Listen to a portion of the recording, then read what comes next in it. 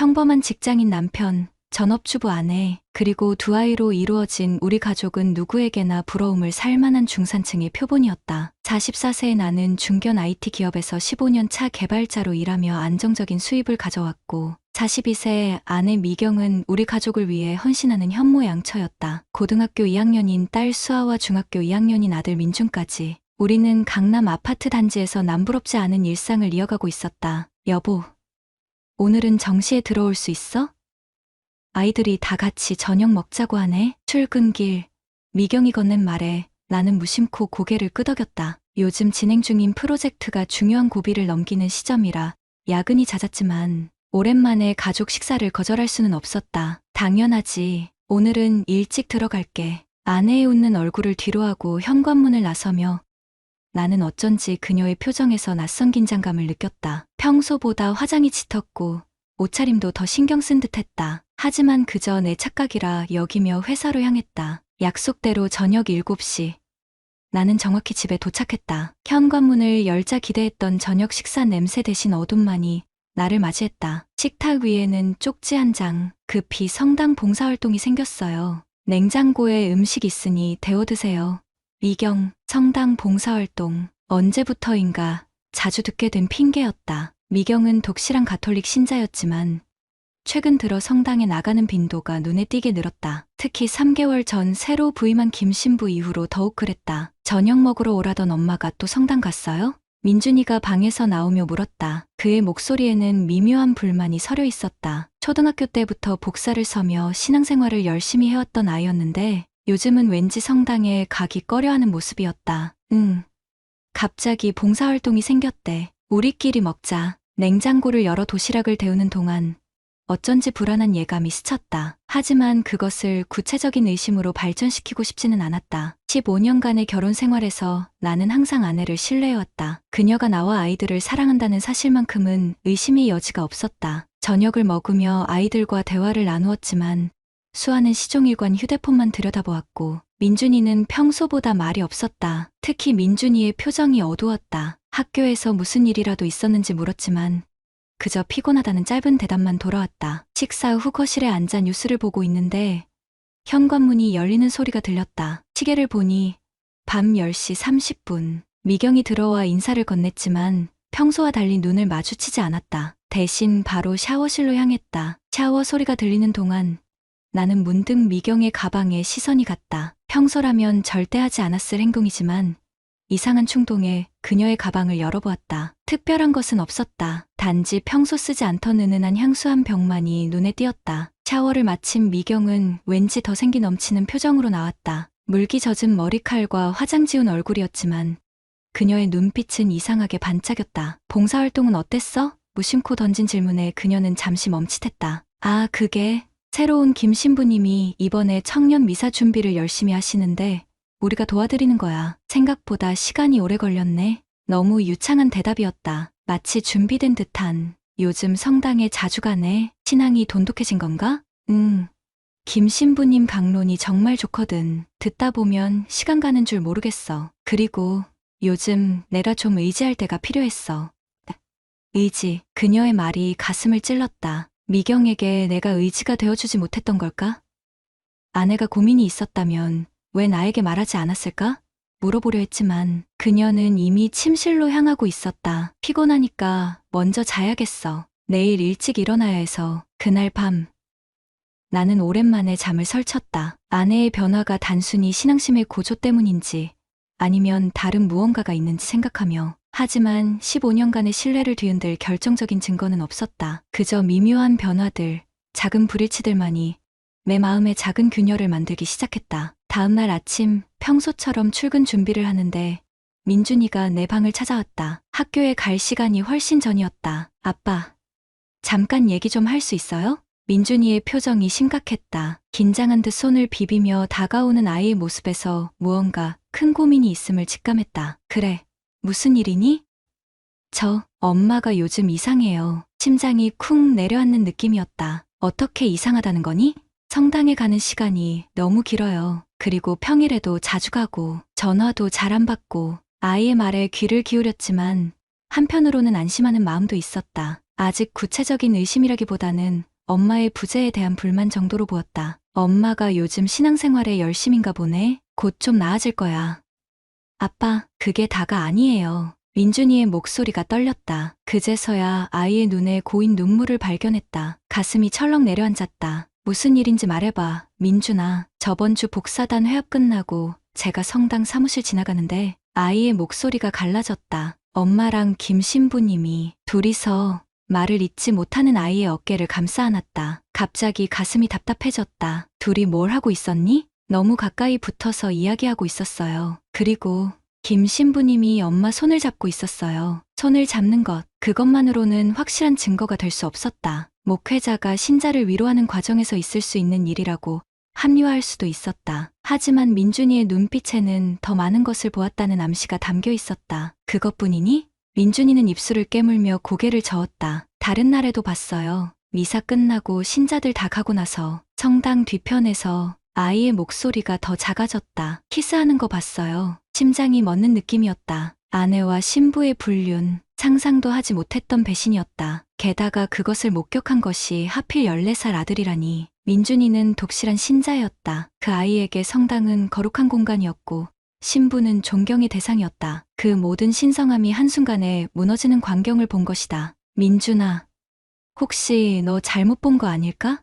다른 사람이었을 수도. 엄마 분명해요. 그날 입은 원피스도 기억해요. 그리고 성당 나올 때 저를 봤어요. 제가 본 걸 알아요. 엄마가 당황한 기색이 역력했다. 아이가 이런 상황을 어떻게 받아들여야 할지 모르는 것 같았다. 그의 눈에는 배신감, 혼란, 분노가 뒤섞여 있었다. 아빠, 저 이제 성당 안 가도 될까요? 가슴이 찢어지는 것 같았다. 내 아들이 신앙까지 잃게 된 것이다. 아내의 배신이 가져온 상처는 단순히 부부관계를 넘어 아이의 영혼까지 상처 입히고 있었다. 일단 오늘은 학교에 가자. 내가 이 일을 꼭 확인해 볼게. 민준이가 본 게 맞다면 적절한 조치를 취할게. 민준이는 눈물을 닦으며 고개를 끄덕였다. 그날 이후 아이의 눈빛이 달라졌다. 한순간에 어른이 된 듯한 또는 내면의 어딘가가 무너진 듯한 공허한 눈빛이었다. 회사에 도착해서도 일에 집중할 수 없었다. 끊임없이 아내의 전화를 확인하고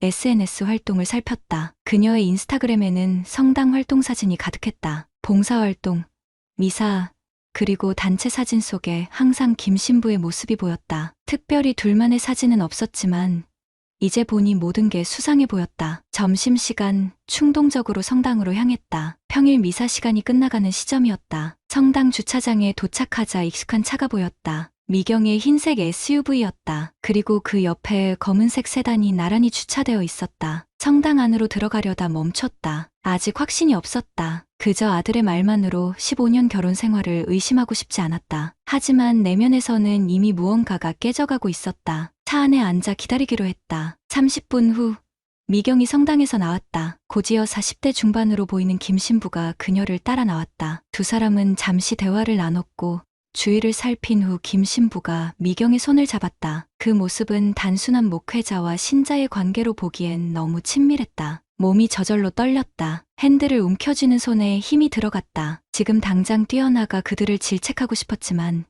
이성적인 판단이 필요했다. 더 확실한 증거를 모아야 했다. 그리고 무엇보다 아이들을 위한 최선의 방법을 고민해야 했다. 집으로 돌아가는 길, 머릿속은 혼란스러웠다. 분노, 배신감, 슬픔이 밀려왔다. 그리고 아내에 대한 미묘한 연민도 있었다. 내가 그녀에게 무언가 부족했던 걸까?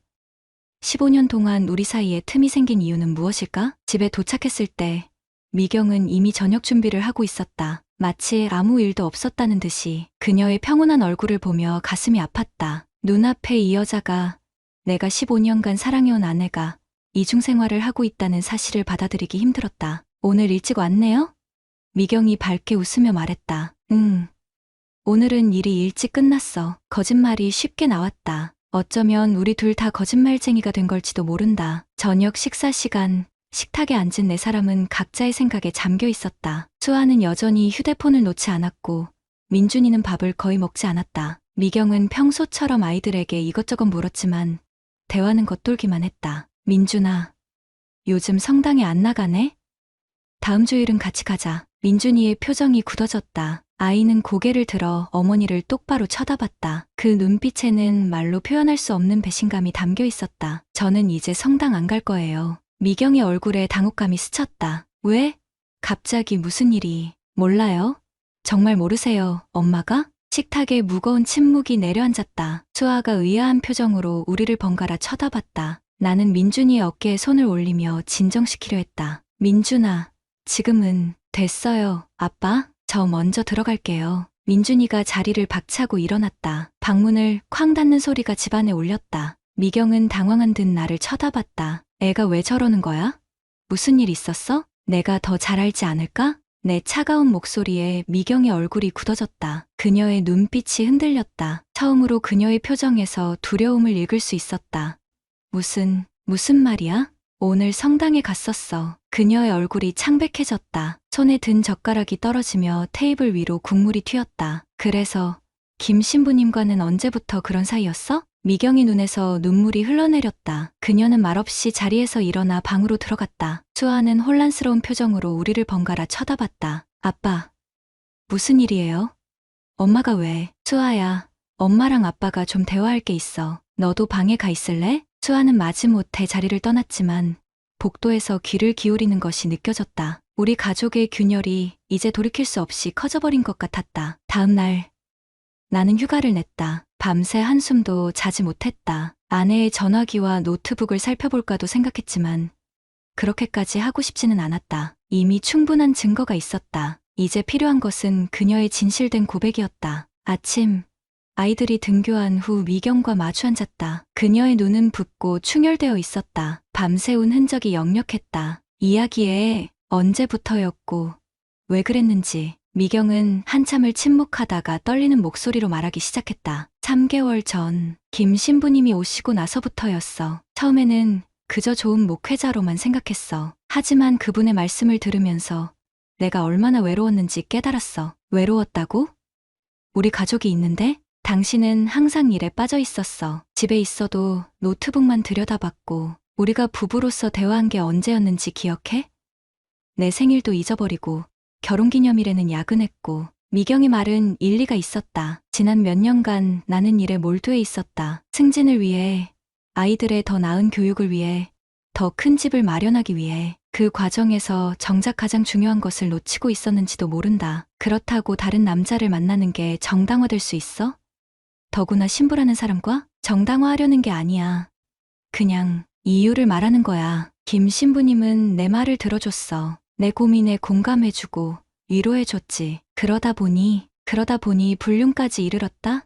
성당이라는 신성한 공간에서? 미경의 눈에서 다시 눈물이 흘러내렸다. 그녀는 고개를 푹 숙인 채 흐느꼈다. 미안해. 정말 미안해. 내가 잘못했어. 근데 이제 끝낼 거야. 어제 이미 김 신부님한테 말했어. 더 이상 만날 수 없다고. 민준이가 너희를 봤어. 미경의 얼굴이 경악으로 가득 찼다. 뭐라고? 우리 아들이 너와 김 신부의 키스하는 장면을 목격했다고. 성당에서 너희의 불륜을 14살 아이가 봤다고. 미경의 몸이 흔들렸다. 그녀는 두 손으로 얼굴을 가린 채 흐느꼈다.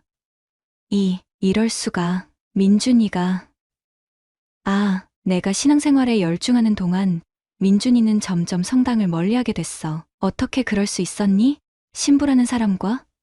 우리 아이들의 영혼을 책임지는 사람과? 미경은 대답 대신 계속해서 울기만 했다. 그녀의 어깨가 흔들리는 모습을 보며 복잡한 감정이 밀려왔다. 증오, 연민, 그리고 어딘가 남아있는 사랑. 15년의 결혼 생활은 그렇게 쉽게 지워지지 않았다. 이제 어떻게 할 거야? 미경이 고개를 들었다. 그녀의 눈에는 결연함이 담겨 있었다. 끝낼 거야. 진심이야. 어제 이미 김 신부님께 우리 관계를 끝내자고 했어. 당신과 아이들에게 용서를 구하고 가정을 지키고 싶어. 그게 그렇게 쉬울 것 같아? 한번 깨진 신뢰는 쉽게 회복되지 않아. 알아. 하지만 노력할게. 시간이 얼마나 걸리든 다시 신뢰를 쌓을 때까지. 제발 기회를 줘. 미경의 진심 어린 사과에도 내 마음은 쉽게 풀리지 않았다. 배신의 상처는 너무 깊었고 더구나 아이들에게까지 상처를 준 사실은 쉽게 용서할 수 없었다. 당장은 아무것도 약속할 수 없어. 일단 우리가 해야 할 일은 아이들을 챙기는 거야. 특히 민준이. 그 아이가 받은 충격이 얼마나 큰지 내가 알아? 미경은 고개를 끄덕였다. 민준이와 얘기하고 싶어. 용서를 구하고 싶어. 지금은 아냐. 아이가 준비될 때까지 기다려야 해. 그리고 당분간은 성당도 가지 마. 특히 김 신부가 있는 그 성당은. 미경은 다시 고개를 끄덕였다. 그녀의 눈에는 깊은 후회와 절망이 보였다. 그날 저녁 수아가 내 방을 찾아왔다. 문을 조심스럽게 두드리고 들어온 그녀는 침대 끝에 앉았다. 아빠, 엄마랑 무슨 일 있는 거예요? 민준이도 이상하고 깊은 한숨이 나왔다. 17살 딸에게 이런 상황을 어떻게 설명해야 할지 막막했다. 수아야, 엄마와 아빠 사이에 좀 해결해야 할 문제가 생겼어. 자세한 건 엄마가 바람핀 거죠. 김 신부님이랑? 충격으로 말문이 막혔다. 어떻게 알았을까? 너, 어떻게? 민준이가 말해줬어요. 자기가 성당에서 본 거 너무 괴로워서 저한테 말했어요. 수아의 눈에 눈물이 고였다. 그녀는 생각보다 어른스러운 태도로 이 상황을 받아들이고 있었지만 내면의 상처는 분명했다. 미안해, 수아야. 너희들이 이런 상황을 겪게 해서 아빠 잘못 아니잖아요. 근데 엄마랑 이혼할 거예요? 핵심을 찌르는 질문이었다. 솔직히 나도 아직 답을 찾지 못했다. 지금은 모르겠어. 일단 시간이 필요해. 엄마도 잘못을 인정하고 후회하고 있어. 하지만 용서하기 힘들죠?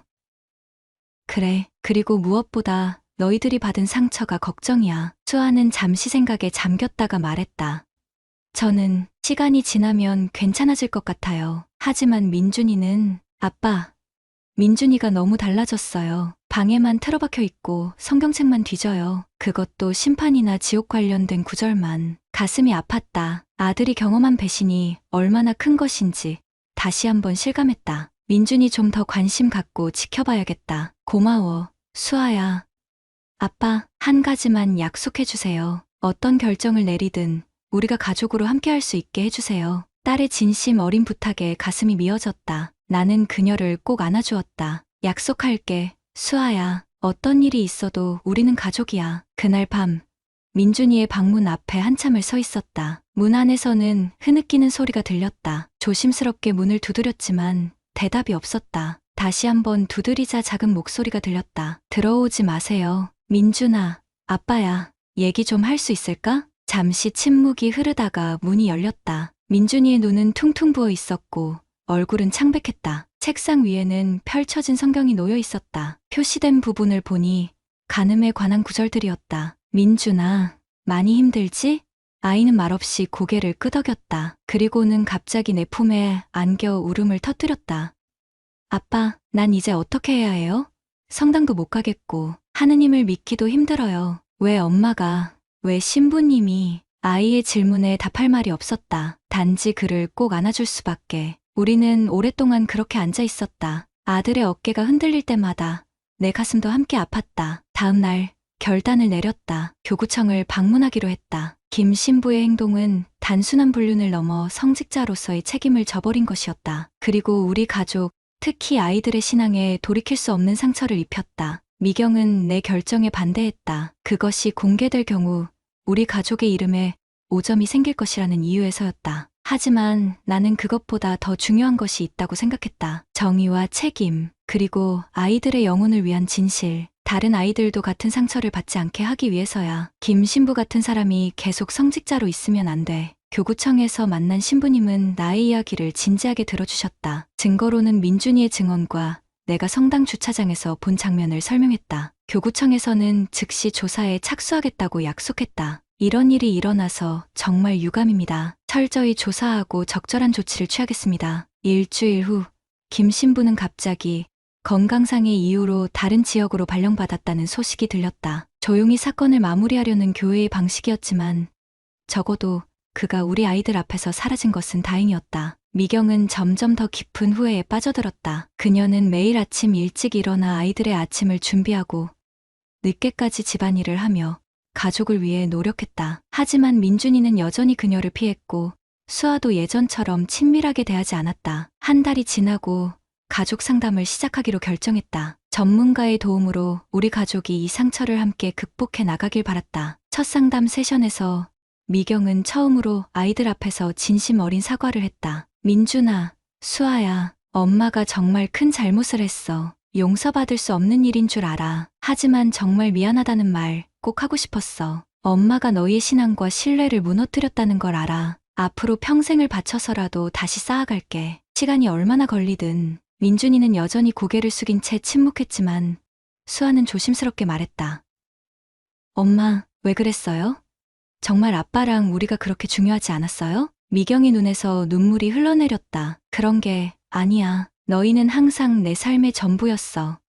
그냥 엄마가 약해서 어리석어서 그랬어. 외로움을 핑계로 삼았던 거야. 하지만 그건 핑계가 될 수 없어. 정말 미안해. 그날 상담 이후 미경은 매일 민준이의 방 앞에 짧은 편지를 남겼다. 처음에는 아들이 그 편지를 읽지 않고 버리는 듯했지만 시간이 지날수록 조금씩 변화가 생겼다. 어느 날은 민준이가 처음으로 미경에게 짧게 인사를 건넸다. 작은 변화였지만 희망의 빛이었다. 3개월이 지난 어느 날 수아가 중요한 소식을 전했다. 우리 성당의 한 신자가 SNS에 김 신부의 불륜설을 올렸다는 것이다. 게시물은 빠르게 삭제되었지만 이미 소문은 퍼져나갔다. 그리고 놀랍게도 다른 여성들도 비슷한 경험을 했다는 증언이 나오기 시작했다. 아빠, 김 신부님이 우리 성당 오기 전에도 비슷한 일이 있었대요. 다른 성당에서도. 이 소식은 미경에게 큰 충격이었다. 그녀는 자신이 특별했다고 생각했지만 사실은 김 신부의 여러 희생자 중 하나였던 것이다. 이 사실은 그녀에게 또 다른 배신이었지만 동시에 자신의 잘못을 더 깊이 직면하게 만들었다. 그날 밤 미경은 다시 한번 나에게 진심 어린 대화를 청했다. 당신에게 정말 미안해. 그리고 고마워. 이런 상황에서도 나를 완전히 내쫓지 않고 가족으로 남게 해줘서. 아이들 때문이야. 그들에게 또 다른 상처를 주고 싶지 않았어. 알아. 그래도 고마워. 나는 당신을 다시 사랑하게 만들 자격이 없다는 것도 알아. 하지만 우리 가족을 위해 할 수 있는 모든 것을 다 하고 싶어. 미경의 눈에는 진정한 후회와 결심이 보였다. 3개월간 그녀는 정말 변화하기 위해 노력했다. 가족 상담에 성실히 참여하고 아이들에게 끊임없이 사랑을 표현하며 무엇보다 내게 완전한 투명성을 보여주려 했다. 고마워.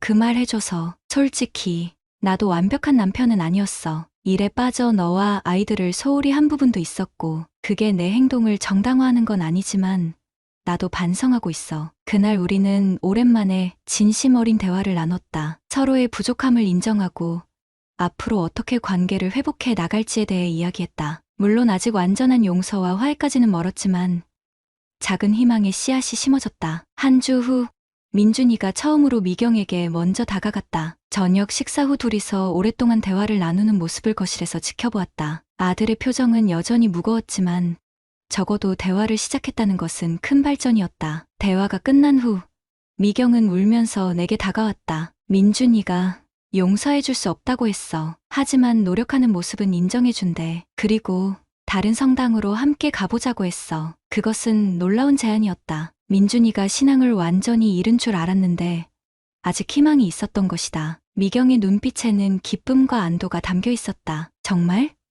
그거 정말 좋은 소식이네. 응, 비록 용서는 아직 멀었지만 기회를 주는 것 같아. 정말 고마워. 그 주일 우리 가족은 오랜만에 함께 미사에 참석했다. 다른 성당이었지만 내 사람이 나란히 앉아 기도하는 모습은 오랜만에 느껴보는 가족의 모습이었다. 물론 아직 모든 것이 회복된 것은 아니었다. 민준이의 눈에는 여전히 깊은 상처가 보였고 수아도 가끔씩 미경을 의심스러운 눈으로 바라보았다. 그러나 적어도 우리는 함께 노력하고 있었다. 6개월이 지났을 무렵 미경은 파트타임 일을 시작했다. 그동안 전업주부로만 지내왔던 그녀에게는 큰 변화였다. 그녀는 자신의 정체성을 찾고 경제적 독립성을 갖는 것이 중요하다고 느꼈다. 이제 내 스스로 설 수 있어야 해. 그리고 당신에게 더 이상 짐이 되고 싶지 않아. 미경의 결심에 나는 지지를 보냈다. 그녀가 새로운 시작을 통해 자존감을 회복하는 것은 우리 가족 모두에게 도움이 될 것이라 생각했다. 1년이 지난 시점, 우리 가족은 많은 것이 달라졌다. 민준이는 다시 밝아지기 시작했고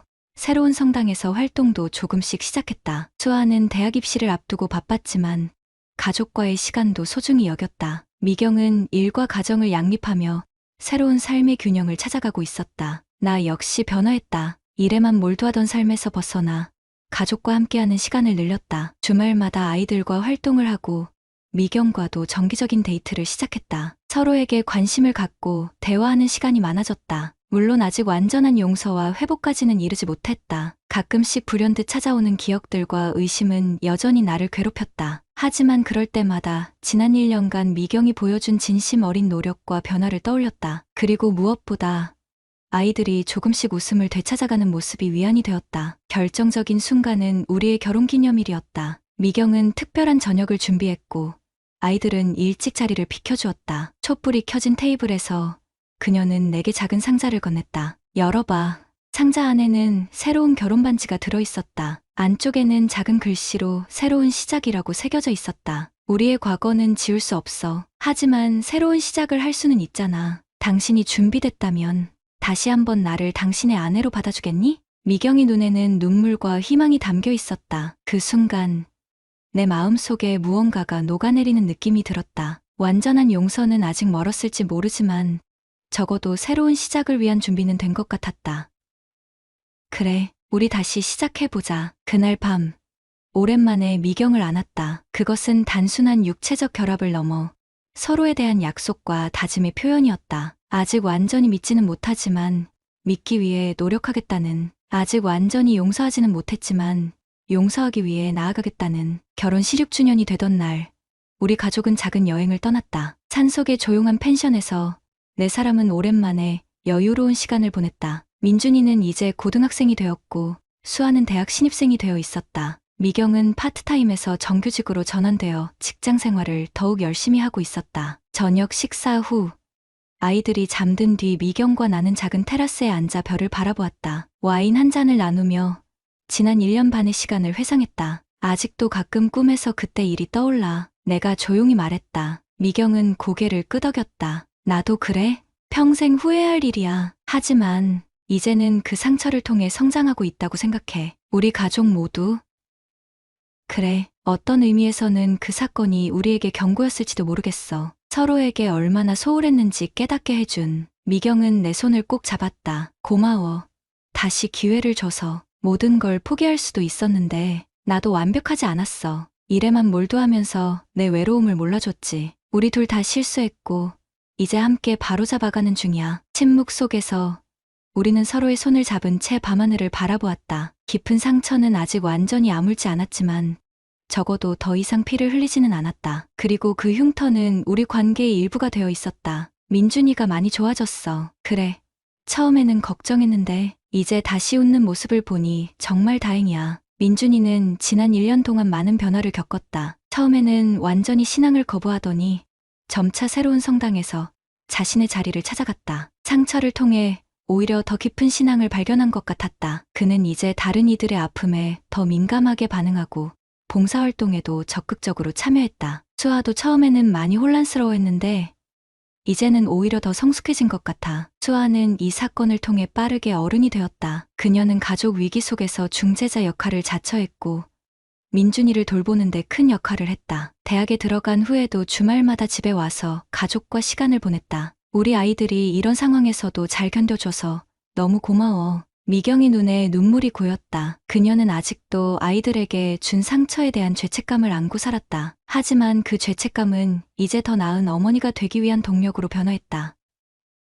그래, 아이들은 우리보다 더 강해. 앞으로도 함께 노력하면 더 단단한 가족이 될 수 있을 거야. 집으로 돌아오는 길, 차 안에서 미경이 조용히 물었다. 후회하지 않아?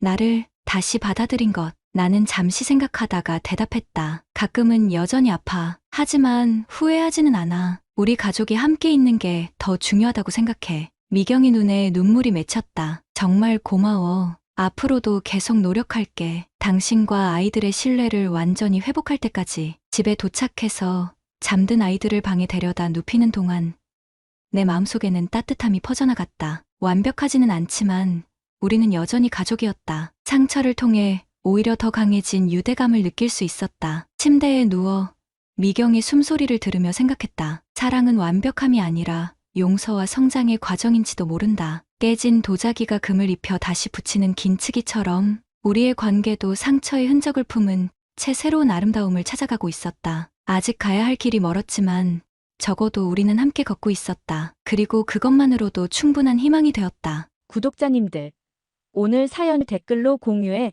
다른 분들과 함께 의견 나눠보세요. 저도 읽어보며 소통하겠습니다.